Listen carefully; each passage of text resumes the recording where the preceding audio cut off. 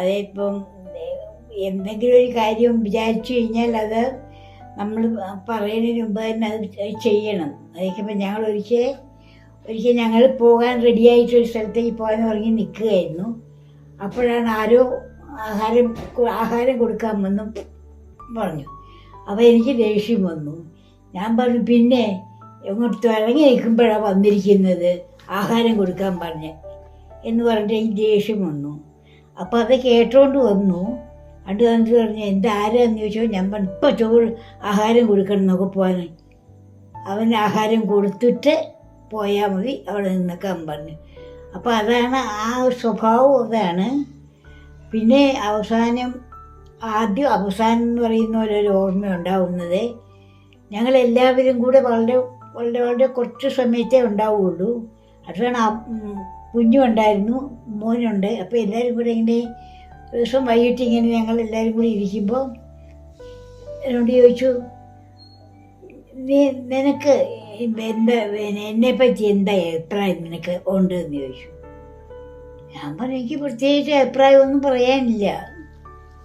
എന്നാലും എല്ലാവരും എല്ലാവരും ഇങ്ങനെ കേൾക്കുമ്പോൾ പറയണ്ടേ എന്തെങ്കിലും ഒരു അഭിപ്രായം പറയാം. അത് ശരി, അവൾക്ക് ഒരഭിപ്രായമില്ല, ഒരു വിവരമില്ലല്ലോ. അവരഭിപ്രായം പറയാനൊന്നുമില്ല. അവൾ പറയും 4 പിള്ളേരുടെ തന്തയാന്ന് പറയും, അതിൽ കൂടെ ഒന്നും ഇവള് പറയില്ല എന്നാണ്.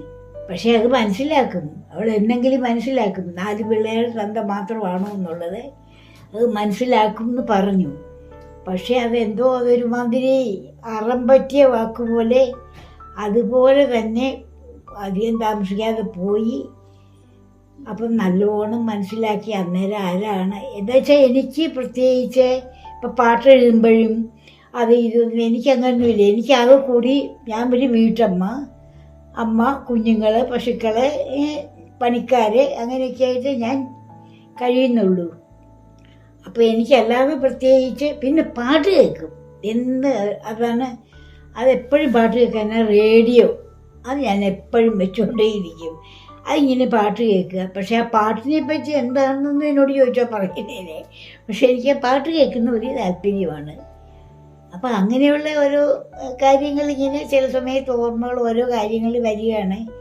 ഓർമ്മ എന്ന് വെച്ച് കഴിഞ്ഞാൽ ഈ ആൾക്കാരുടെ മാനസിക ബുദ്ധിമുട്ടൊന്നും കാണാൻ ഇഷ്ടമുള്ള ഒരാളല്ല.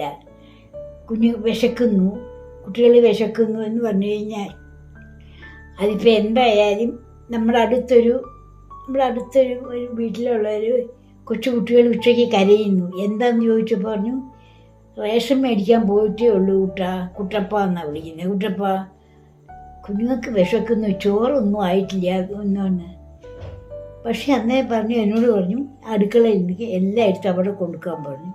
ഞാൻ എല്ലാ ചോറും എല്ലാ കൂട്ടാനും ഒക്കെ എടുത്തു. പക്ഷെ നമുക്ക് വയ്ക്കാൻ ആളുണ്ട്, ജോലിക്കാരുണ്ടല്ലോ, അവർ വെച്ചോളൂ.